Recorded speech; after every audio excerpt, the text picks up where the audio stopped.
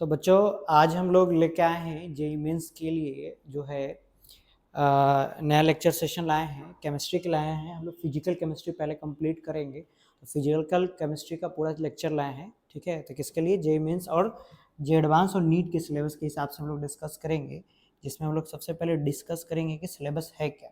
ठीक है, तो आज हम लोग इंट्रोडक्टरी क्लास देखने वाले हैं।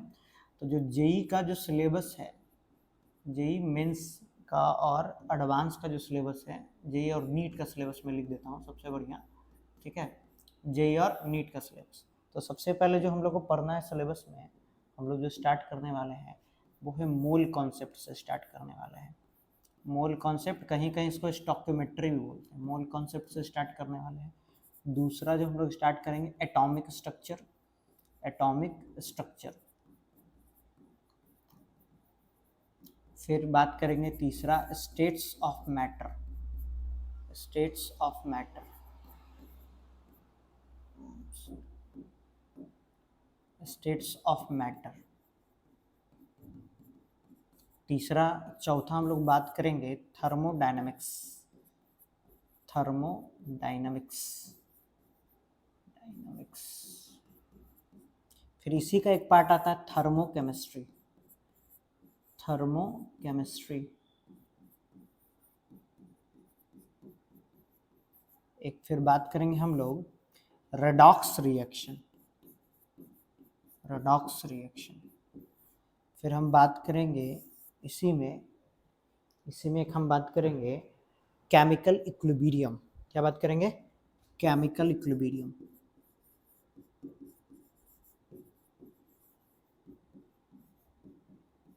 Chemical equilibrium.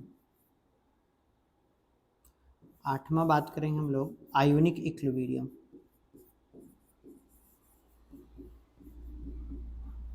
Ionic equilibrium. नौवां बात करेंगे हम लोग सॉलिड स्टेट। 10वां बात करेंगे हम लोग बात करेंगे सॉल्यूशन, या इसी को बोलते हैं लिक्विड सॉल्यूशन। इसी को क्या बोलते हैं हम लोग? Liquid solution. Liquid solution. ठीक है, 11वां बात करेंगे हम लोग इलेक्ट्रोकेमिस्ट्री। Electrochemistry, electrochemistry. 12 बात करेंगे हम लोग केमिकल काइनेटिक्स। Chemical kinetics. 13 बात करेंगे हम लोग सरफेस केमिस्ट्री। Surface chemistry. कुल मिला के देखा जाए, होप सो 13 चैप्टर है फिजिकल केमिस्ट्री का। तो हम लोग फिजिकल केमिस्ट्री का पहले बात करने वाले हैं।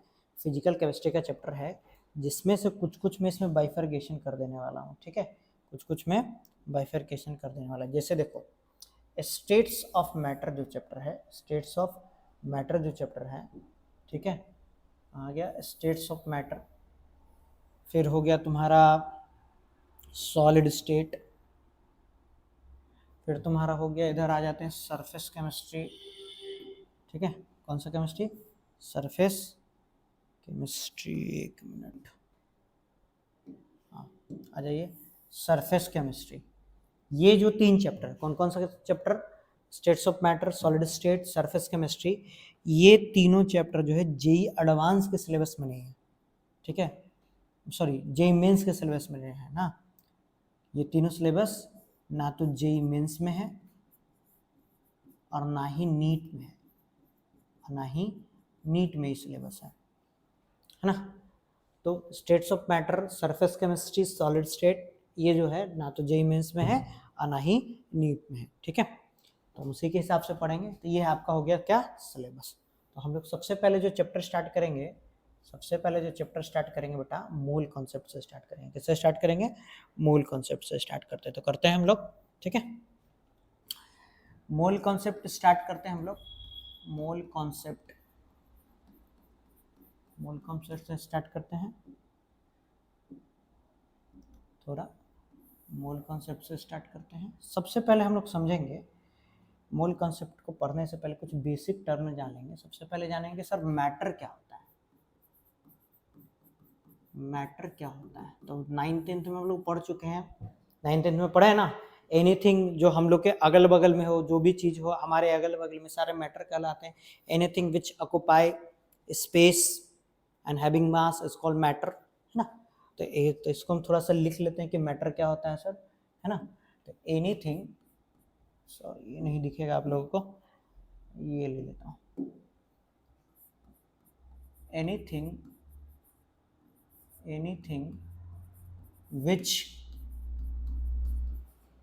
which having mass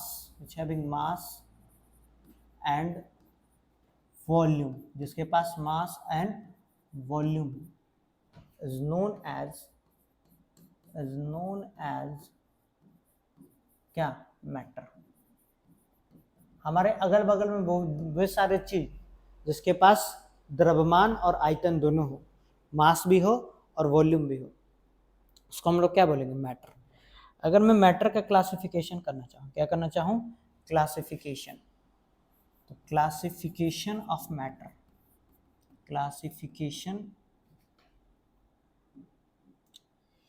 classification of matter, है ना। तो मैं क्लासिफिकेशन करना चाहूँगा मैटर का, तो कर देता हूँ भाई साहब, सॉरी, क्लासिफिकेशन ऑफ मैटर, इसी से पानी गिर रहा है। चलिए देखते हैं मैटर का क्लासिफिकेशन करते हैं। तो इसको कैसे कैसे क्लासिफाइड किया गया है उसको हम दिखाते हैं, ठीक है। एक है तो आपका फिजिकल बेसिस पे, फिजिकल क्लासिफिकेशन ऑफ मैटर, ये क्या है, फिजिकल क्लासिफिकेशन ऑफ मैटर। दूसरा है chemical classification of matter, classification of matter, है ना। तो इस प्रकार से हम क्लासिफाई करेंगे। तो सबसे पहला जो क्लासिफिकेशन हम लोग स्टडी करेंगे वो हम लोग स्टडी करेंगे किसका, फिजिकल क्लासिफिकेशन ऑफ मैटर। फिर उसके बाद क्या स्टडी करेंगे, केमिकल क्लासिफिकेशन ऑफ मैटर। तो चलिए हम लोग देखते हैं, है ना। चलिए देखते हैं हम लोग, सॉरी आ जाते हैं, चलिए देखते हैं। सबसे पहले physical classification of matter, physical classification of matter. चलिए तो फिजिकल क्लासिफिकेशन ऑफ मैटर, है ना। तो फिजिकल क्लासिफिकेशन ऑफ मैटर की हम बात करें तो इसको कैटेगराइज किया गया है 3 पार्ट में। हम बहुत पहले से जानते हैं, सॉलिड, दूसरा लिक्विड और तीसरा गैस। 3 क्लासिफिकेशन है, सॉलिड, लिक्विड और गैस। तो हम सबसे पहले सॉलिड से स्टार्ट करते हैं। सॉलिड क्या होता है भाई साहब, ठीक है।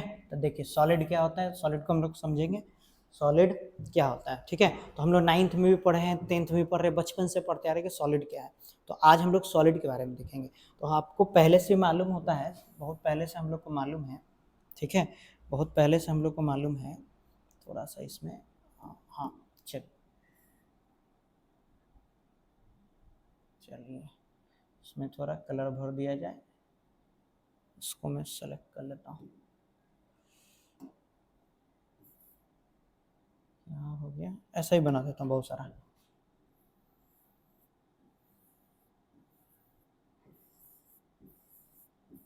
पार्टिकल इसके और छोटे छोटे होंगे।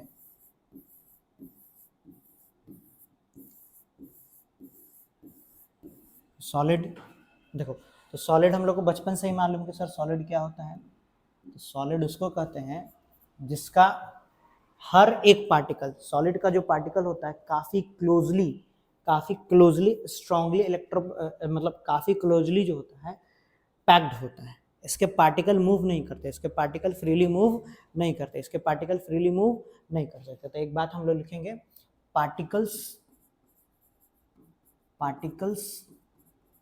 Of solid are not move freely move नहीं करता। दूसरी बात कि जो पार्टिकल्स होते क्यों फ्रीली नहीं मूव करते, पार्टिकल्स क्यों फ्रीली नहीं मूव करते, इसलिए नहीं मूव करते क्योंकि इनके पार्टिकल के बीच इंटरमोलिकुलर फोर्स ऑफ अट्रैक्शन काम करता है ना। तो मैं लिख देता हूं particles of solid are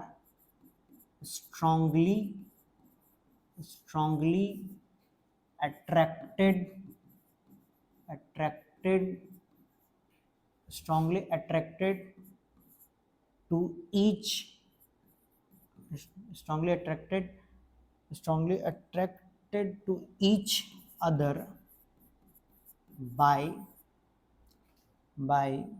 intermolecular force of attraction intermolecular force of attraction के थ्रू बंधे रहते हैं, है ना। नेक्स्ट बात मैं करूं बेटा कि सर इसके जो इंटरमोलिकुलर फोर्स ऑफ अट्रैक्शन होते हैं काफ़ी स्ट्रांग होते हैं, फ्रीली मूव नहीं कर सकते हैं। तो जब फ्रीली मूव नहीं कर सकते तो यानी फिक्स शेप होगा, साथ ही साथ इनकम्प्रेसिबल इन नेचर होगा। इनकम्प्रेसिबल इन नेचर मतलब सॉलिड को दबाया नहीं जा सकता, इनकम्प्रेसिबल इन नेचर। ठीक है, एक बात और ध्यान रखिएगा, सॉलिड जो होता है कांस्टेंट मतलब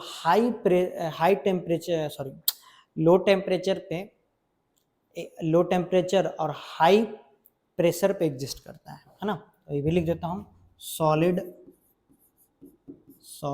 are exist at low temperature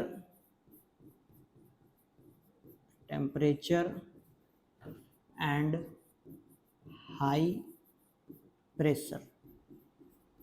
solid exist करता है ना। इसके इंटरमोलिकुलर फोर्स ऑफ अट्रैक्शन बहुत ज़्यादा होते हैं, स्पेस बहुत कम होता है, इसका फिक्स शेप होता है ना। ये भी लिखिए देता हूँ, लोग बचपन में पढ़े थे हम लोग, फिक्स शेप एंड वॉल्यूम। हम लोग बेसिक से पढ़ने वाले हैं, ऐसा नहीं है कि कुछ भी उठा के पढ़ा दिया, तुम बेसिक से पढ़ेंगे। मान के चलते कि तुमको कुछ नहीं आता है, हम ये मान के चलेंगे कि तुमको कुछ नहीं आता, हम वहाँ से हम पढ़ाने वाला हूँ। ठीक है, तुम दम जीरो हो, लेकिन भाई जोर घटाव आना चाहिए तेरे को। ठीक है, जोर घटाव आना चाहिए। चल अब देख, आगे बात करता हूँ सॉलिड के बाद मैं बात करूँगा लिक्विड का बात करता हूँ सर। तो लिक्विड का क्या झमेला है सर, है ना। लिक्विड का क्या झमेला है सर, ये भी देख लेते हैं। चलिए बेटा हम लोग लिक्विड का बात करते हैं, स्टार्ट। चल, लिक्विड क्या है मालूम है आपको, इसके पार्टिकल्स जो होते हैं उनके बीच में जो इंटरमोलिकुलर फोर्स ऑफ अट्रैक्शन होता है सॉलिड की तुलना में कम होता है। सॉलिड की तुलना में क्या होता है, कम होता है और स्पेस ज़्यादा होता है ना। तो लिख देता हूँ, the particles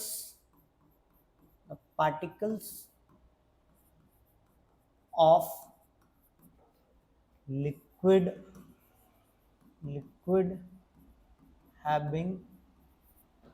having more intermolecular force of attraction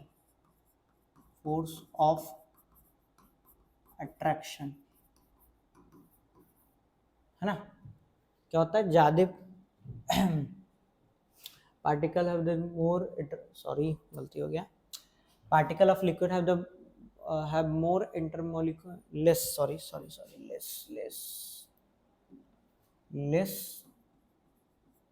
intermolecular force of attraction as compared to solid की तुलना में इसमें क्या होगा, इंटरमोलिकुलर फोर्स ऑफ अट्रैक्शन क्या होगा, कम होगा। लिक्विड में कम होगा, सॉलिड में ज्यादा होगा। सॉलिड में क्या होगा, ज़्यादा होगा। अगर मैं इसका स्ट्रक्चर बनाना चाहूँ, अगर मैं इसका थोड़ा सा पार्टिकल्स का कहानी सेट करना चाहूँ तो कुछ इस प्रकार होगा, कुछ इस प्रकार होगा। जब इंटरमोलिकुलर फोर्स ऑफ अट्रैक्शन कमजोर होंगे तो पार्टिकल्स क्या होंगे, दूर दूर होंगे बेटा, पार्टिकल्स क्या होंगे, दूर दूर दम होंगे, ठीक है नहीं। तो ऐसे कहानी होगी। दूसरी बात आपको ध्यान रखना है यहाँ पर कि इसका जो होता है फिक्स है, फिक्स वॉल्यूम नहीं होता है ना। Particles relatively move as compare to solid की तुलना में रिलेटिवली मूव करते हैं, है ना। सर ये टेम्परेचर पर इंटरमीडिएटरी टेम्परेचर मतलब ऐसे नहीं तो ना ज़्यादा हाई टेम्परेचर ना ज़्यादा लो प्रेशर लेना है, इंटरमीडिएट टेम्परेचर होगा, मतलब टेम्परेचर ना ज़्यादा हाई ना प्रेशर ज़्यादा हाई ना लो, है ना। तो eight intermediate temperature and pressure it exist, ये एग्जिस्ट करता है। मेरी बात को फिर से सुनिएगा भाई, मेरी बात को फिर से सुनिएगा। टेम्परेचर को ना ज़्यादा बढ़ाना है और ना ज़्यादा कम करना है, उस टेम्परेचर पे लिक्विड क्या करता है, एग्जिस्ट करता है, ठीक है। दूसरी लास्ट बात याद रखना है, इसका जो शेप होता है वो फिक्स नहीं होता, वॉल्यूम फिक्स होता है। Fixed volume but not fixed shape. जैसे सिंपल सा एक बात है कि हम पानी लिए, पानी को हम क्या किए, उस एक बाल्टी से पानी लिए, पानी को लेकर बोतल में डाले, फिर गिलास में डाले, फिर जमीन पर फेंक दिए, तो उसके हिसाब से उस क्या कर रहा है, शेप चेंज कर रहा है। लेकिन पानी की क्वांटिटी तो वही है ना, 1 लीटर है ना। ऐसा नहीं कि गिलास का पानी बोतल में लाए तो 2 लीटर हो गया, ऐसा नहीं ना होता। वॉल्यूम तो फिक्स है लेकिन शेप क्या हो रहा है, चेंज हो रहा है। शेप क्या हो रहा है, चेंज हो रहा है ना। ये क्या हुआ, लिक्विड का प्रॉपर्टीज हो गया। अब बात करते हैं गैस की प्रॉपर्टीज। किसकी प्रॉपर्टीज, गैस की प्रॉपर्टीज की बात करता हूँ। तो सर गैस क्या है, ठीक है, गैस क्या है ना।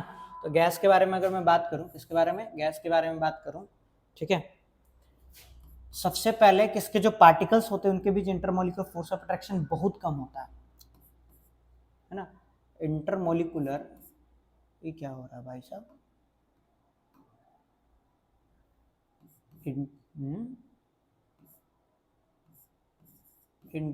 अरे यार ये क्या हो रहा है,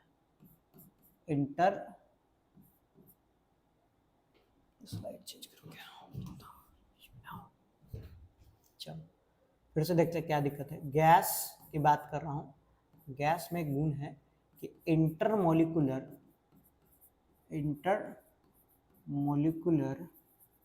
force of attraction is very less, बहुत कम होता है। जब बहुत कम होगा तो छुद्दर की तरह इधर उधर भागले चलेगा, ये छुद्दर की तरह क्या करेगा, इधर उधर भागेगा। एक पार्टिकल यहाँ, एक पार्टिकल यहाँ, एक पार्टिकल यहाँ, एक पार्टिकल यहाँ, एक पार्टिकल यहाँ। एक्चुअली जब ये गैसेस फॉर्म में होता है तो इनके पार्टिकल के बीच बहुत ज़्यादा काइनेटिक एनर्जी होता है।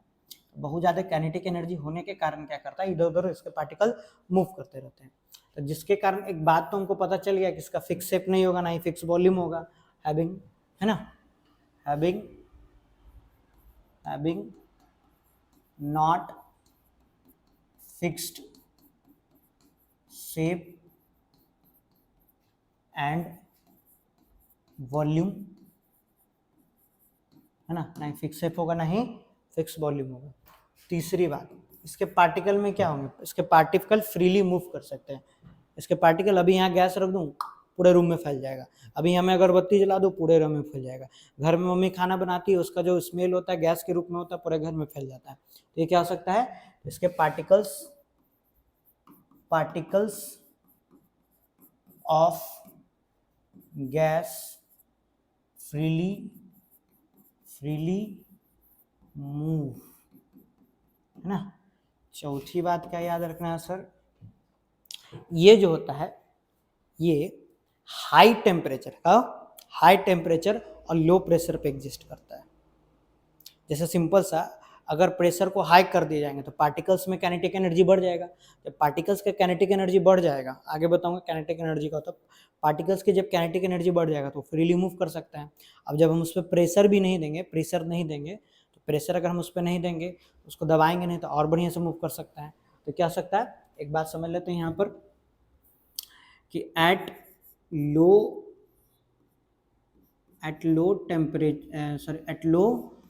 pressure and high temperature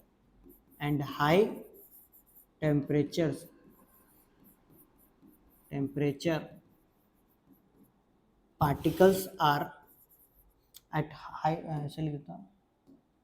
temperature gas are exist। ठीक है, पांचवा पॉइंट क्या लिख लेता है, बहुत इंपॉर्टेंट है। Gas are incompressible in nature, incompressible in nature. Gas क्या होता है, इनकम्प्रेसिबल क्या होता है, नेचर में।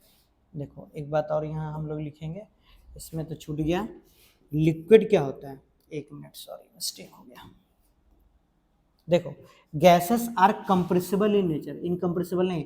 गैस को हम दबा सकते हैं, एक पिस्टन लिए उसमें गैस भर दिए, उसको दबा दिए, दब गया। एलपीजी, लिक्विफाइड पेट्रोलियम गैस, उसमें क्या होता है, गैस को लिक्विफाइड किया जाता है। लिक्विफाइड कैसे किया जाता है, प्रेशर के थ्रू, प्रेशर से दबा के उसको लिक्विफाइड किया जाता है, उसी को बोलते हैं लिक्विफाइड पेट्रोलियम गैस। क्या बोलते हैं, लिक्विफाइड पेट्रोलियम गैस बोलते हैं भाई साहब। ठीक है, कहने का मतलब ये हुआ मेरा कि क्या होता है, गैसेस क्या होता है, कंप्रेसिबल नेचर। गैस को दबाएंगे तो दब जाएगा, सॉलिड को दबाएंगे, ये सॉलिड है, इसको दबा रहे हैं तो कुछ हो रहा है, नहीं ना हो रहा है। अब लिक्विड को भी, पानी ले लिया, एक बोतल पानी ले लिया, उसको दबाएंगे तो दबेगा, नहीं दबेगा। ठीक है, पानी नहीं देगा। तो वही मैं बोल रहा हूँ कि ये जो होता है लिक्विड क्या होता है, लिक्विड भी इनकम्प्रेसिबल नेचर का होता है। Liquid are incompressible in nature. Nature में क्या होता है, ये भी इनकम्प्रेसिबल होता है। सॉलिड भी इनकम्प्रेसिबल, लिक्विड भी इनकम्प्रेसिबल। गैस क्या होता है, कंप्रेसिबल होता है। गैस क्या होता है, कंप्रेसिबल होता है। ठीक है, तो सॉलिड लिक्विड गैस देख लिए हम लोग, क्या देख लिए, फिजिकल क्लासिफिकेशन देख लिए। अब हम लोग देखेंगे केमिकल क्लासिफिकेशन। क्या देखेंगे बेटा, केमिकल क्लासिफिकेशन। केमिकल क्लासिफिकेशन, चलिए केमिकल क्लासिफिकेशन, चलिए हरा से स्टार्ट करते हैं। केमिकल क्लासिफिकेशन की मैं बात करूं, ठीक है, तो इसको दो तरह से बांटा जा सकता है। एक होता है प्योर फॉर्म, कौन सा, प्योर फॉर्म ऑफ मैटर। दूसरा impure form of matter, impure form of matter, है ना। प्योर फॉर्म ऑफ मैटर में इसको दो तरह से क्लासिफाई कर सकते हैं हम लोग। एक होगा एलिमेंट, एक क्या होगा, एलिमेंट, और दूसरा होगा कंपाउंड, इसको मैं क्लासिफाई करूंगा प्योर फॉर्म ऑफ मैटर में, तो इसको हम लोग क्लासिफाई करेंगे मिक्सचर। इसको मिक्सचर जो होता है इम्प्योर फॉर्म होता है। मिक्सचर का क्लासिफिकेशन करेंगे तो दो टाइप का, एक होमोजीनियस मिक्सचर,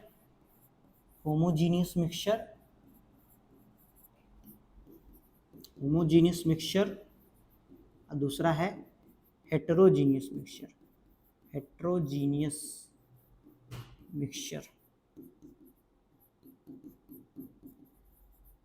होमोजीनियस मिक्सचर और हेटेरोजीनियस मिक्सचर। ठीक है, चलिए देखिए एलिमेंट किसे कहते हैं, pure form of matter element और compound, impure form of matter mixture, homogeneous mixture और हेट्रोजीनियस मिक्सचर, है ना। तो इसको हम लोग समझते हैं कि कैसे कैसे कहानी यहाँ सेट है। इसका एक क्लासिफिकेशन ये हो गया, ठीक है। चलिए आते हैं दूसरा क्लासिफिकेशन, ये हो गया, है ना। ये इसका क्लासिफिकेशन हो गया, ये इसका क्लासिफिकेशन हो गया। अब मेरी बात को समझिए, ये किस बेसिस पे है, तो इस बेसिस पे है ना। ये किस बेसिस पे है, तो इस बेसिस पे है। इसमें जो कहानी है, इसको थोड़ा वाइट कर देता हूँ। हाँ चलिए समझिए, फिर से बात को मैं समझाता हूँ। तो हम केमिकल क्लासिफिकेशन के pure form of matter, element और compound, impure form of matter, mixture, homogeneous mixture और हेट्रोजीनियस मिक्सचर। अब बात को थोड़ा और समझते हैं, और बात को थोड़ा समय हम समझते हैं, ठीक है। एलिमेंट जो है, एलिमेंट है, इसका भी क्लासिफिकेशन, पहले इसको मैं काम करता हूँ। सबसे पहले एलिमेंट क्या होता है इसको हम समझ लेते हैं। तो एलिमेंट जो होता है भाई साहब, एस एलिमेंट उसको कहते हैं जो प्योर फॉर्म ऑफ सबस्टेंस होता है, जो एक ही टाइप के एटम से बना हुआ। यानी कि अगर सोडियम का एलिमेंट है तो उसमें सिर्फ और सिर्फ सोडियम का एटम होगा, कैल्शियम का एलिमेंट है तो उसमें सिर्फ और सिर्फ कैल्शियम का एलिमेंट होगा, है ना। तो एलिमेंट किसे कहते हैं, जो सेम टाइप के एटम से मिलकर बना हो, है ना। तो ये भी लिख देता हूँ, element is it is a matter, it is a matter which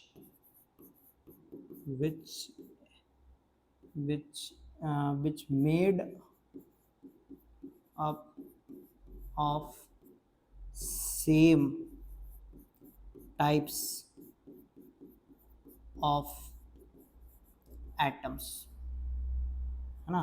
जो सेम तरह के एटम से बना हो, एक ही एटम हो, अगर सोडियम है तो सिर्फ सोडियम हो, कैल्शियम हो तो सिर्फ कैल्शियम हो, क्लोरीन हो तो सिर्फ क्लोरीन हो।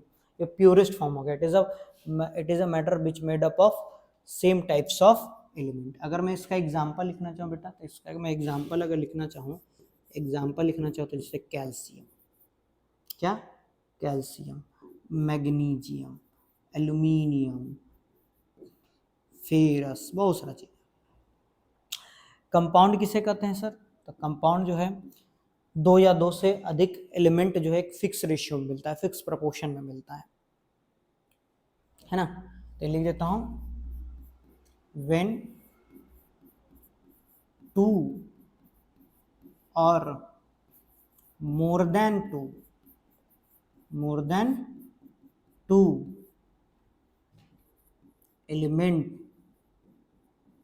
elements are combined in a fixed proportion, in a fixed ratio,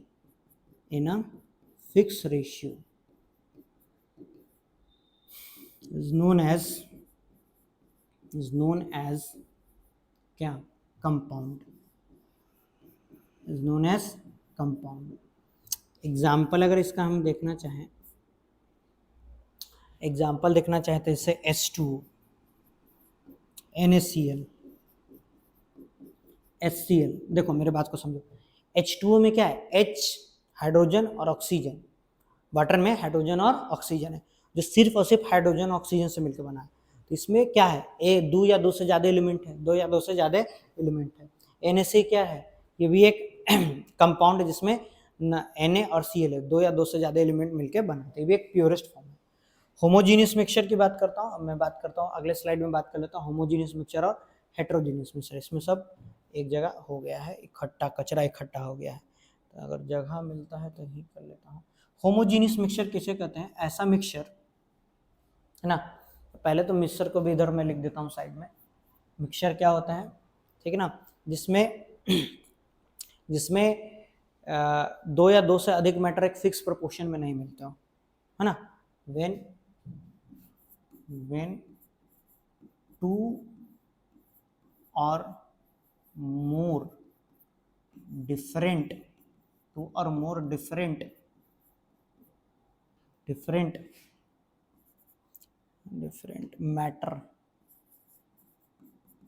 matter are present in different variable proportion, ऐसा लिख देता हूँ, वेरिएबल प्रोपोर्शन, है ना। होमोजीनियस मिक्सचर की बात करो, अगर मैं थोड़ा सा इसको इधर लाने की कोशिश करूँ तो इधर आ सकता है, चलो कोई बात नहीं। होमोजीनियस मिक्सचर की बात करूँ मैं, तो होमोजीनियस मिक्सचर किसे कहते हैं, ऐसा मिक्सचर जिसका थ्रू आउट कंपोजिशन क्या हो, सेम हो, थ्रू आउट कंपोजिशन क्या हो, मिक्सचर का कंपोजिशन क्या हो, सेम हो, और डेंसिटी भी क्या हो, सेम हो। इसका डेंसिटी क्या रहेगा, सेम रहेगा। तो मैं इसको लिख देता हूँ यहाँ पर, है ना। तो those types of mixture which have same composition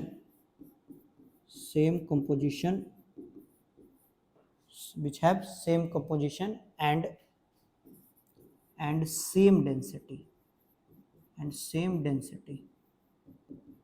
है ना। एग्जाम्पल में अगर इसका लिखना चाहें तो इसका एग्जाम्पल है जैसे शुगर एंड वाटर का सॉल्यूशन, शुगर प्लस वाटर का सॉल्यूशन, NaCl प्लस H2O का सॉल्यूशन, ये क्या है, होमोजीनियस मिक्सचर है।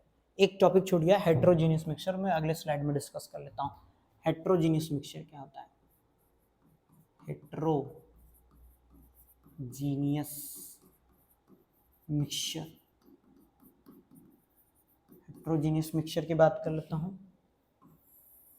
नाम से ही पता चला, हेट्रो मतलब डिफरेंट, एक जैसा नहीं होगा। तो इसमें अगर हम बात करें हेट्रोजीनियस मिक्सचर की बात करें तो दो टाइप, ऐसा मिक्सचर जिसका थ्रू आउट कंपोजिशन क्या हो, सेम नहीं हो, थ्रू आउट कंपोजिशन क्या ना, सेम नहीं हो, इसका डेंसिटी भी क्या करेगा, वेरी करेगा, है ना। थ्रू आउट कंपोजिशन जो है मिक्सचर का सेम नहीं हो, है ना। इसको लिख देते हैं, दोस types of mixture which have not fixed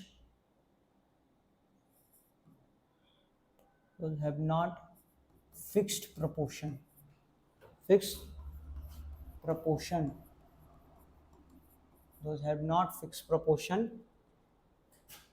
of matter, ठीक है, और डेंसिटी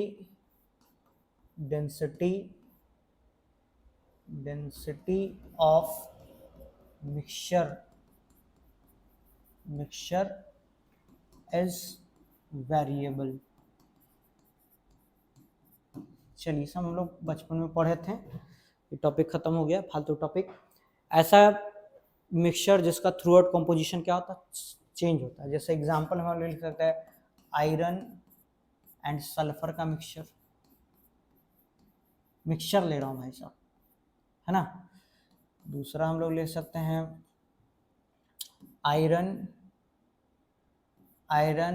एंड सॉइल का मिक्सचर, मिट्टी में पाया जाता है ना, ये सब क्या है, हेट्रोजीनियस मिक्सचर है। कौन सा मिक्सचर है, हेट्रोजीनियस मिक्सचर है। नाली का पानी हेट्रोजीनियस मिक्सचर है, ऐसा है, हेट्रोजीनियस मिक्सचर है। आगे बात करते हैं हम। एक चीज देखिए, यहाँ पर हम बात किए थे एलिमेंट को, यहाँ बात किए थे कंपाउंड को। एलिमेंट में एक शब्द लिखे हैं एटम, क्या लिखे हैं, एटम। ये सर एटम क्या होता है, है कि नहीं, इसको समझते हैं। उससे पहले एक चीज बात और जान लेते हैं हम लोग कंपाउंड को भी क्लासिफिकेशन कर सकते हैं, कंपाउंड को भी क्लासिफाइड कर सकते हैं, देखिए कंपाउंड को कैसे क्लासिफाई करेंगे। कंपाउंड का जो क्लासिफिकेशन करेंगे हम लोग, पहला कंपाउंड का जो क्लासिफिकेशन होगा वो होगा ionic compound,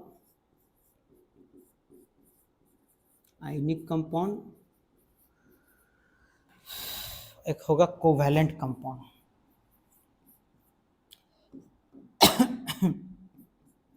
covalent compound, ionic compound की अगर मैं बात करूं तो आयनिक कंपाउंड क्या होता है, ठीक है,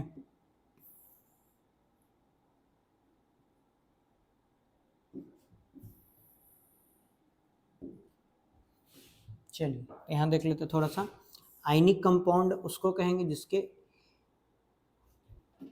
जिसके जिसके मॉलिक्यूल्स के बीच आयंस पाए जाते हैं। क्या पाए जाते हैं? आयंस पाए जाते हैं, है ना। Compound which are form by ions, form by ions. Sir ions क्या होता है सर? आयंस जो होता है कटायन या अनायन हो सकता है, प्लस चार्ज या माइनस चार्ज। जैसे एग्जांपल NaCl, NaCl, है ना। कोवेलेंट कंपाउंड, ऐसा कंपाउंड जो कोवेलेंट बॉन्ड के फॉर्म से हुआ है, वो आगे हम लोग पढ़ेंगे, केमिकल बॉन्डिंग चैप्टर आएगा तो उसमें डिटेल में पढ़ेंगे, जैसे 10th में पढ़ूंगा, है ना। Which form by covalent bond. कौन सा बॉन्ड? कोवेलेंट बॉन्ड के द्वारा। जैसे एग्जांपल में हम लोग लिख सकते हैं methane, water, carbon dioxide, etc। ये हो गया बेसिक इंट्रोडक्टरी पार्ट। कौन सा पार्ट हो गया? बेसिक इंट्रोडक्टरी पार्ट, जो हम लोग 9th में पढ़े थे और 10th में पढ़े थे। मेन ऐसे ही सब 9th में पढ़ना रहता है, तो हम लोग जो 9th में पाप किए तो पाप को हम लोग फिलहाल धोए हैं ताकि पढ़ने में समझे। अब हम बात करते हैं, सबसे पहले टॉपिक स्टार्ट करते हैं, एटम्स क्या होता है। एटम क्या होता है ना। एटम क्या होता है? कितना टाइम हो गया जरा देख लेता हूँ। एटम क्या होता है उसकी बात करता हूँ, ठीक है। तो हमको मालूम है तब सबसे यहीं से सारा कहानी हमारा स्टार्ट होगा, सारा केमिस्ट्री इसी के इर्द गिर्द घूमेगा। तो एटम उसको कहते हैं जो मैटर का सबसे यूनिट पार्ट होता है, सबसे फंडामेंटल पार्ट ऑफ सबस्टांस या फंडामेंटल पार्ट ऑफ मैटर जो होता है उसको एटम बोलते हैं, ठीक है। और यही केमिकल रिएक्शन में पार्टिसिपेट करता है। तो मैं लिख देता हूँ, तो इसको मैं लिखता हूँ थोड़ा, इसको मैं लिख देता हूँ, क्या लिखता हूँ? It is a fundamental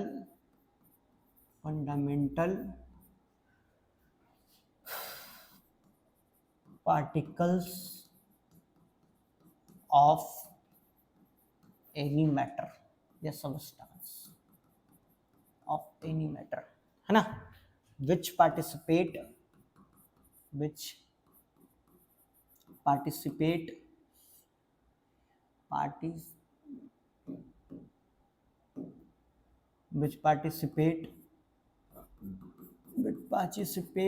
in any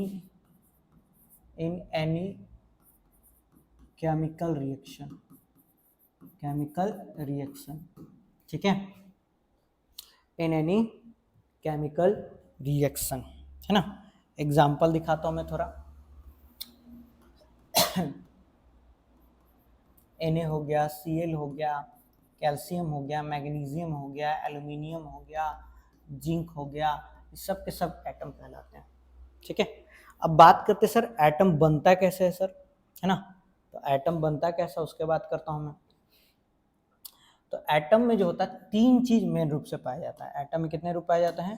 3 चीज मेन रूप से पाया जाता है। एटम में 3 चीज मतलब 3 सब एटॉमिक पार्टिकल्स पाए जाते हैं, उसको सब एटॉमिक पार्टिकल्स बोलते हैं। एटम में कितने सब एटॉमिक पार्टिकल्स पाए जाते हैं? 3, ठीक है। सबसे पहले पाया जाता है इलेक्ट्रॉन।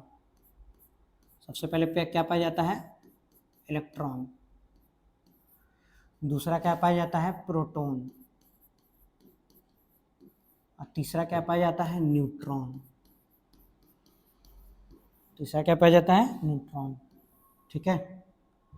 इस सब एटॉमिक पार्टिकल ये इलेक्ट्रॉन के अंदर होता है, ठीक है। प्रोटॉन, अबे यार, मतलब एटम के अंदर होता है। जैसे ये देखो, इसको मैं एक और ले लेता हूँ छोटा सा,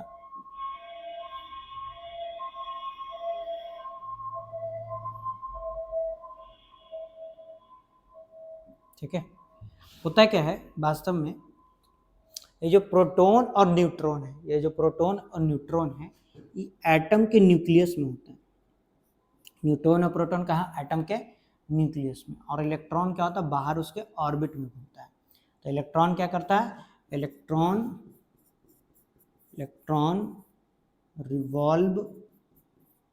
रिवॉल्व इन सर्कुलर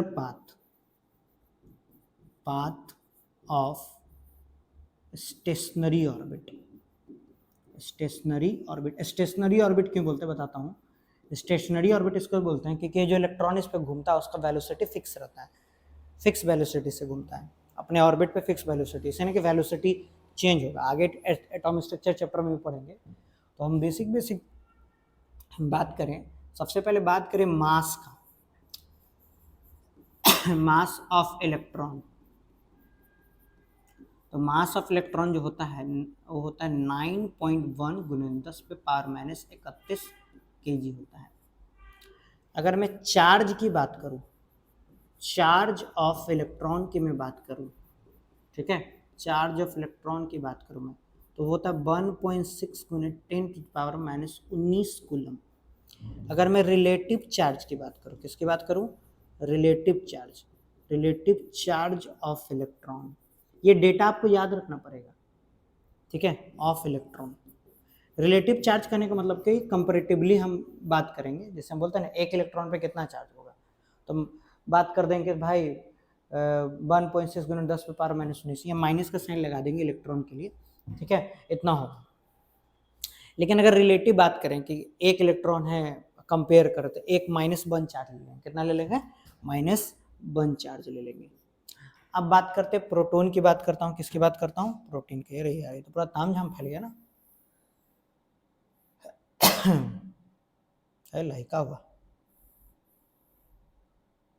यार। अच्छा, प्रोटॉन की मैं बात कर लेता हूँ थोड़ा,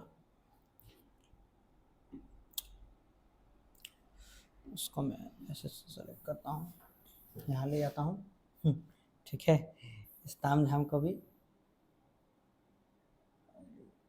क्या हो रहा है, अच्छा इस तामझाम को मैं उधर लिख दूंगा, ठीक है, इस तामझाम को मैं उधर लिख दूंगा।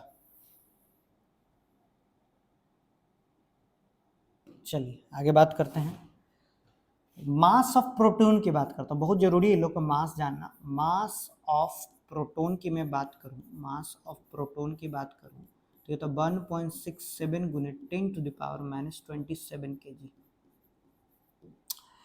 अगर मैं इसका चार्ज की बात करूँ, चार्ज ऑफ इलेक्ट्रॉन की बात करूँ मैं, सॉरी प्रोटॉन की बात करूँ, किसकी बात करूँ, प्रोटॉन की, प्रोटॉन का, तो वही सेम होता है इसका 1.6 × 10⁻19 कूलम, इसका बस प्लस में हो जाएगा।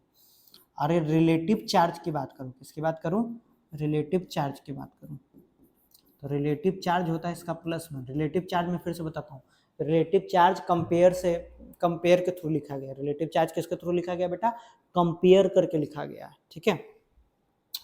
अब मैं बात करता हूँ, ये जो होता है देखो, इस पे पॉजिटिव इलेक्ट्रॉन पे निगेटिव चार्ज होता है, इलेक्ट्रॉन पे कौन सा चार्ज होता है, निगेटिव चार्ज होता है, और प्रोटॉन पे कौन सा चार्ज होता है, पॉजिटिव चार्ज होता है। और न्यूट्रॉन नाम ही है न्यूट्रल चार्ज होता है, क्या होता है, न्यूट्रल चार्ज होता है, इस पर कोई चार्ज नहीं होता, चार्जलेस कंपाउंड है, ठीक है। लेकिन इसका मास तो होगा ना, हाँ मास होगा सर। मास ऑफ न्यूट्रॉन की मैं बात करूँ, मास ऑफ न्यूट्रॉन की बात करूँ बेटा, तो ये हो जाता है तुम्हारा 1.67 × 10⁻19, सॉरी 10⁻27 kg। चार्जलेस है sir, charge zero, relative charge भी क्या होगा, तो जीरो हो जाएगा, रिलेटिव चार्ज भी क्या हो जाएगा, जीरो हो जाएगा, रिलेटिव चार्ज क्या हो जाएगा, जीरो। अब मेरी बात को समझना कि सर यानी कि जो एटम होगा उसमें दो ही चार्ज होगा, एक प्रोटॉन पे, एक इलेक्ट्रॉन पे, न्यूट्रॉन पे कोई चार्ज नहीं होता, न्यूट्रॉन पे कोई चार्ज नहीं होता। इसको मैं थोड़ा ख़त्म ही कर देता हूँ, अगले अध्याय में इसको पढ़ाया जाए, मतलब ठीक है, इसको यहाँ रखा जाए, ठीक है। चलिए इसको मैं मिटा देता हूँ। यहाँ पर क्या पाया गया था, न्यूट्रॉन प्लस प्रोटॉन, यहाँ क्या पाएगा था, इलेक्ट्रॉन, क्या क्या पाएगा था, इलेक्ट्रॉन पाया गया था, है कि नहीं, यहाँ क्या पाया गया था, इलेक्ट्रॉन पाया गया था। अब बात करता हूँ सर एटम का नेचर कैसा होता है, पॉजिटिव होता है, निगेटिव होता है, न्यूट्रल होता है। तो एटम जो होता है नेचर में न्यूट्रल होता है, क्या होता है, न्यूट्रल होता है। हम जो Na+, Cl- लिखते हैं वो एटम नहीं है, आयन लिखते हैं, क्या लिखते हैं, आयन। तो मैं बात करता हूं, एक बात लिख देता हूं सबसे पहले, एटम्स यहां पर ऊपर है ना, atoms are neutral, atoms are क्या होता है, न्यूट्रल्स होते हैं। क्यों sir? Because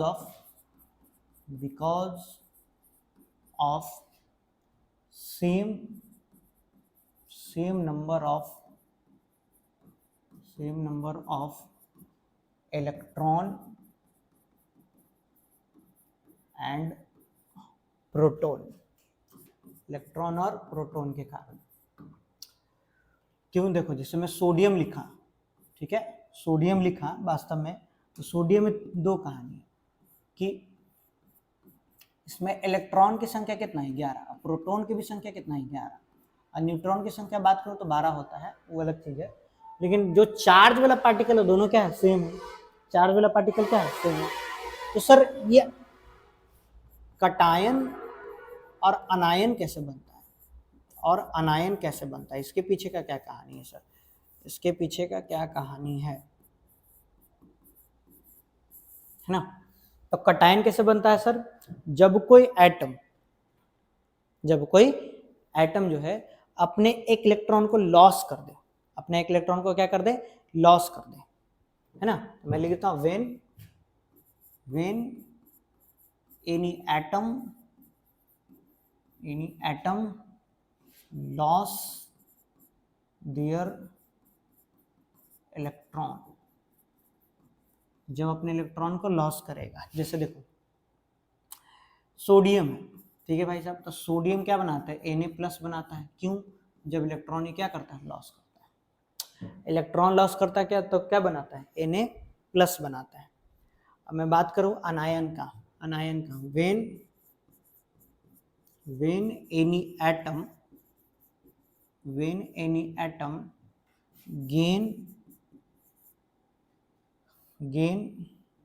an electron, then it form अनायन। वो क्या फॉर्म करेगा बेटा, अनायन फॉर्म करेगा। जैसे सिंपल सा एग्जांपल देखते हैं ठीक है, अनायन कैसे फॉर्म करेगा। जैसे क्लोरीन क्या करता है, एक इलेक्ट्रॉन को अपने में एक्सेप्ट कर लेता है, उसके पास टेंडेंसी होता है क्योंकि उसका ऑक्टेट पूरा नहीं होता है।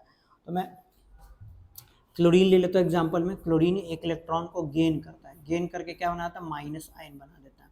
तो ये हो गया क्या, अनायन। ये क्या हो गया, कटायन, धनायन और ऋणायन। तो कैसे बनाता है, बात को समझ गए। जब ये इलेक्ट्रॉन को गेन करेगा, एक इलेक्ट्रॉन को लेस करेगा। अब बात करते हैं हम लोग थोड़ा सा कि जो एटम होता है उसका कुछ ना तो कुछ मास होता है। एटम में इलेक्ट्रॉन है, प्रोटॉन है, न्यूट्रॉन है, तीनों है। तो तीनों को जोड़ देंगे तो क्या हो जाएगा, उसका मास पता चलेगा। तो अगर मैं एटॉमिक मास की बात करूंगा, एटॉमिक मास की बात करूं, ठीक है, तो एटॉमिक मास की बात करूं तो mass of single atom, atomic mass का मतलब मास ऑफ सिंगल एटम, यानी सिंगल एटम का मास को अगर हम जोड़ देंगे तो क्या हो जाएगा, उसका एटॉमिक मास होता जाएगा। तो सिंगल मास एटम में क्या क्या प्रेजेंट रहता है, इलेक्ट्रॉन भी रहता है, प्रोटॉन भी रहता है, न्यूट्रॉन भी रहता है। तीनों के मास को अगर हम जोड़ देंगे तो हमको एटॉमिक मास पता चल जाएगा। ठीक है, तो क्या लिखेंगे, मास, एटॉमिक मास क्या होता है एटॉमिक मास क्या होता है, मास ऑफ सिंगल एटम, या वन एटम भी कह सकते हैं, mass of single atom. Sir तो मास, एटॉमिक मास की अगर मैं बात करूं तो एटॉमिक मास की बात करूं कि एक एटम में क्या क्या प्रेजेंट रहता है, एक एटम में क्या क्या प्रेजेंट रहता है सर, तो मास ऑफ प्रोटॉन की बात करूंगा, मास ऑफ इलेक्ट्रॉन की बात करूंगा, मास ऑफ न्यूट्रॉन की बात करूंगा, ये सारी चीजों की बात करूंगा। एटॉमिक मास की जब बात करूंगा तो mass of proton, mass of electron और मास ऑफ न्यूट्रॉन की बात करूंगा। तीनों को जब जोड़ देंगे तब हमको पता चलेगा भाई साहब, तब हमको पता चलेगा कि एटॉमिक मास है। लेकिन एक दुख की बात है, एक दुख की बात क्या है सर कि जो मास ऑफ प्रोटॉन और मास ऑफ न्यूट्रॉन होता है जो 1837 गुना होता है, कहीं कहीं 1840 पे लिखता है मास ऑफ इलेक्ट्रॉन का। यानी कि अगर हम कहें एक बात कह दें कि सर मास ऑफ इलेक्ट्रॉन जो होता है, मास ऑफ इलेक्ट्रॉन जो होता है प्रोटॉन की तुलना में और न्यूट्रॉन की तुलना में बहुत छोटा होता है। इसलिए जब हम लोग एटॉमिक मास की बात करते हैं, किसकी बात करते हैं, एटॉमिक मास का बात करते हैं, तो हम लोग क्या करते हैं, मास ऑफ प्रोटॉन और मास ऑफ इलेक्ट्रॉन जोड़ते हैं, क्योंकि मास ऑफ न्यूट्रॉन को यहाँ क्या कर देते हैं, नेग्लेक्ट, मास ऑफ न्यूट्रॉन को क्या कर देते हैं यहाँ नेग्लेक्ट, क्योंकि बहुत छोटा क्वांटिटी है, बहुत छोटा क्वांटिटी है। तो बहुत छोटा क्वांटिटी मैथमेटिकल कैलकुलेशन में हम लोग नहीं ले है, ऐसा नहीं कि इलेक्ट्रॉन का मास नहीं जोड़ना, लेकिन मैथमेटिकल कैलकुलेशन उसको इग्नोर कर देंगे। तो एटॉमिक मास बराबर क्या आएगा, मास ऑफ प्रोटॉन और मास ऑफ न्यूट्रॉन। ये दोनों कहाँ प्रेजेंट रहते हैं, तो न्यूक्लियस में प्रेजेंट रहते हैं। कहाँ रहते हैं, न्यूक्लियस में प्रेजेंट रहते हैं। ठीक है सर, इसकी यूनिट क्या होगा, यूनिट की बात करता हूँ, यूनिट ऑफ एटॉमिक मास। ठीक है, एटॉमिक मास, तो यूनिट की बात करो तो इसका यूनिट जो होता है AMU, एटॉमिक मास यूनिट, या इसी को बोलते हैं यू, यूनिफाइड मास। एक और यूनिट होता है, एक ही चीज है, यूनिफाइड मास, यूनिफाइड मास। अब मेरी बात को समझना जरा, इसको AMU को कैसे डिफाइन करेंगे, AMU क्या होता है, AMU होता क्या है, तो AMU क्या होता है, the mass of 1/12, the mass of 1/12 part of 1/12 part of carbon 12 atom, carbon 12 atom का एक एटम का जो मास होगा, मेरी बात को फिर सुना, कार्बन 12 का एक एटम का जो मास होगा, भाई साहब मेरी बात को फिर सुना, कार्बन 12 का एक एटम के मास को 1/12 से डिवीजन देंगे, 1/12 से डिवीजन देंगे तो वही AMU के बराबर हो जाएगा। तो लिखूंगा इसका definition, 1/12 part of mass of one atom of carbon 12, carbon 12 के स्टैंडर्ड है, मतलब केमिस्ट्री का सारा स्टैंडर्ड जो बेट का स्टैंडर्ड है कार्बन 12 के हिसाब से सेट किया गया। इसी को हम लोग क्या बोलेंगे, AMU बोलेंगे, इसी को हम लोग क्या बोलेंगे, AMU बोलेंगे। तो एक AMU में कितना बराबर हो गया, इतना, इसके साथ एक ग्राम शब्द जोड़ देंगे। ठीक है, तो एक AMU में कितना, 1/12 part of mass of one carbon atom, ये हो जाएगा। सर ये होता क्या है, देखते हैं सर, AMU की बात करूं, AMU की बात करूं, चलिए AMU की बात करूं मैं, ठीक है, तो AMU बराबर में लिखूंगा 1/12 1.99 गुणित 10⁻⁻23 ग्राम। ठीक है, 1.99। ठीक है, एक कार्बन एटम का, इसको मेजर कैसे किया गया, उस समय तो कोई कुछ था नहीं, तो उसको स्पेक्ट्रोस्कोप से मेजर किया गया। किससे मेजर किया गया, स्पेक्ट्रोस्कोप एक इक्विपमेंट है। ठीक है, तो मास जो होता है कार्बन एटम का, mass of one carbon atom, one carbon atom, इसका वैल्यू कितना होता है, 1.99 गुणित 10⁻⁻23 ग्राम। ठीक है, इसको मेजर कैसे किया गया सर, मेजर कैसे किया गया सर, इसको मेजर कैसे किया गया सर, तो मेजर किया गया सर स्पेक्ट्रोस्कोप से। किससे, स्पेक्ट्रोस्कोप से। किससे मेजर किया गया, स्पेक्ट्रोस्कोप से मेजर किया गया। चलिए अब बात करता हूं सर, अगर मेरे को बोला जाए, एग्जांपल लेता हूं, एक एग्जांपल लेता हूं कि एटॉमिक मास ऑफ ऑक्सीजन की मैं बात करूं, ऑक्सीजन की बात करूं, तो मैं क्या लिखूंगा 16 AMU। मैं बात करूं एटॉमिक मास ऑफ कार्बन की बात करूं तो बेटा क्या लिखूंगा 12 AMU। मैं ये भी लिख सकता हूँ 12 गुने 1/12 गुने 1.99 गुने 10⁻⁻23 ग्राम में। लेकिन इतना कौन ढोता है, इतना कोई नहीं ढोता है, नहीं ढो गया, कौन इतना मेहनत करे।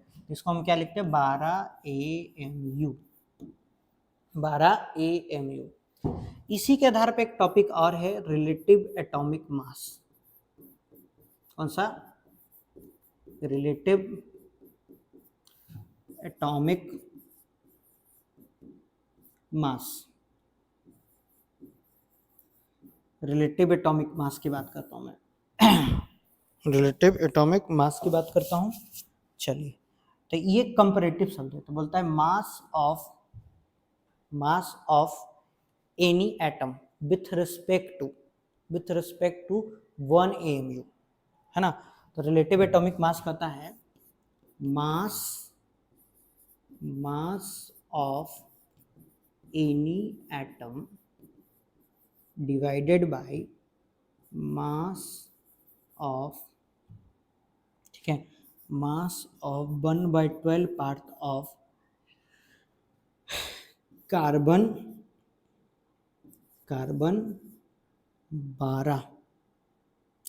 12 सिंगल एटम, एक एटम का। अच्छा देखो, अभी हम इसको क्या बोले AMU बोले, इसको हम क्या बोले अभी AMU। तो अगर मैं बोले कि रिलेटिव एटॉमिक मास निकालो, क्या निकालो relative atomic mass RAM। Relative atomic mass मान लो एग्जांपल में ले लेता हूँ मैं ऑक्सीजन, एग्जांपल में क्या लेता हूँ ऑक्सीजन ले लेता हूँ, और नीचे ले लेता हूँ, हो सके ऊपर ना दिखे। एग्जांपल में ले लेता हूँ मैं क्या, एग्जांपल में ले लेता हूँ बेटा ऑक्सीजन, क्या ले लेता हूँ ऑक्सीजन, ठीक है, ऑक्सीजन ले लेता हूँ। तो ऑक्सीजन का एटॉमिक मास कितना होता है 16 AMU। हमको इसका राम लिखना है रिलेटिव एटॉमिक मास, तो 16 AMU अब बट्टा में AMU कट जाएगा तो कितना आएगा 16, क्या आएगा 16 आएगा। तो रिलेटिव एटॉमिक मास किसे कहते हैं। तो दो बात यहाँ से पता चला, अगर मैं कार्बन का मैं लिखूं 12, अब कार्बन का लिखूं मैं 12 AM, तो दोनों में क्या है फर्क है। ये किसकी बात करेगा, राम की बात करेगा, रिलेटिव एटॉमिक मास। ये किसकी बात करेगा, एटॉमिक मास की बात करेगा, एटॉमिक मास की बात करेगा। तो दोनों में फर्क है। अगर मैं सिर्फ 16 लिखूं, हाँ एक बात और लिख देता हूं, मास नंबर क्या होता है। मास नंबर है ना, तो ये नंबर होगा, तो नंबर तो यूनिटलेस होता है। नंबर क्या होता है, यूनिटलेस होता है। तो मास नंबर का मतलब होता है number of neutron plus number of proton in any nucleus of atom. किसी भी एटम के न्यूक्लियस में पाए जाने में नंबर ऑफ न्यूट्रॉन और नंबर ऑफ प्रोटॉन को हम लोग क्या बोलते हैं, मास नंबर बोलते हैं, है ना। तो लिख देता हूं नंबर ऑफ, ऐसे लिखता हूं sum of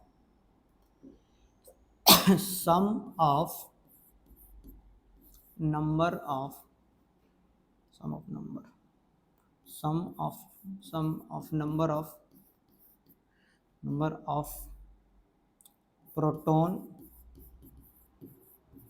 and neutron of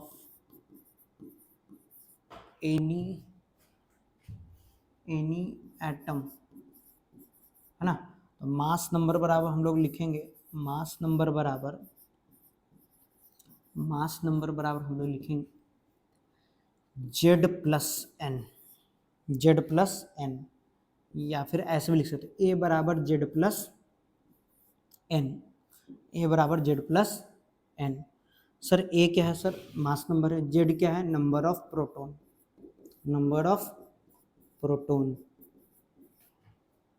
N क्या है सर, नंबर ऑफ न्यूट्रॉन।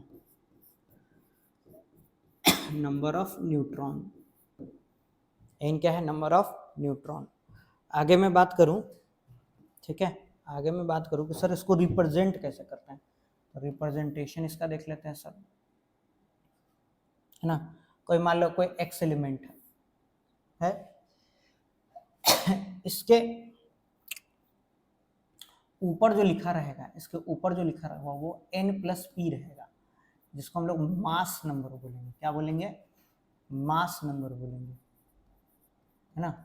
और नीचे जो लिखा रहेगा वो z रहेगा, जो कि एटॉमिक नंबर रहेगा। क्या रहेगा? एटॉमिक नंबर रहेगा। मेरी बात फिर से सुनिएगा, जितना एटॉमिक नंबर होता है किसी भी एलिमेंट का, जितना भी एटॉमिक नंबर होता है किसी भी एटम का, वही उसका नंबर ऑफ प्रोटॉन होता है। नंबर ऑफ प्रोटॉन होता है, नंबर ऑफ प्रोटॉन के बराबर होता है, नंबर ऑफ प्रोटॉन के बराबर होता है। तो ये हो गया सर कि रिप्रेजेंट कैसे करेंगे। नीचे लिखा रहेगा वो क्या बताएगा? एटॉमिक नंबर को बताएगा, ऊपर मास नंबर को बताएगा।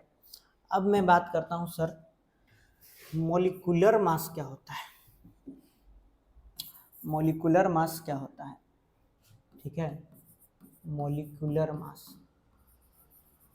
मॉलिक्यूलर मास की बात करूं, ठीक है, मॉलिक्यूलर मास की बात करूं।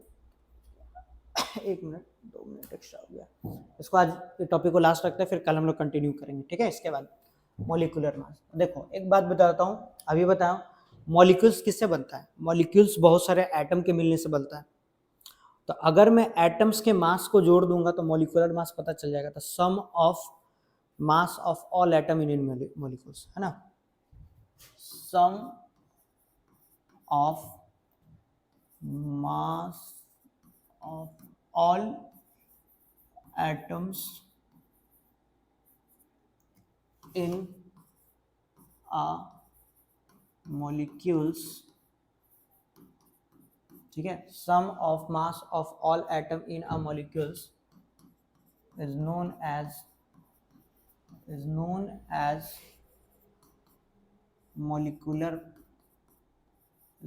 as molecular mass। हम लोग क्या बोलते हैं? मॉलिक्यूलर मास बोलते हैं। जैसे एग्जांपल में लेते हैं H2, हाइड्रोजन में हाइड्रोजन मतलब वाटर में H2 भी है, O भी है। अगर मैं इसका मॉलिक्यूलर मास लिखना चाहूँ, क्या लिखना चाहूँ? मॉलिक्यूलर मास लिखना चाहूँ, तो हाइड्रोजन 1 और 2 और इधर 16 हो गया, तो कितना हो गया? 18 AMU,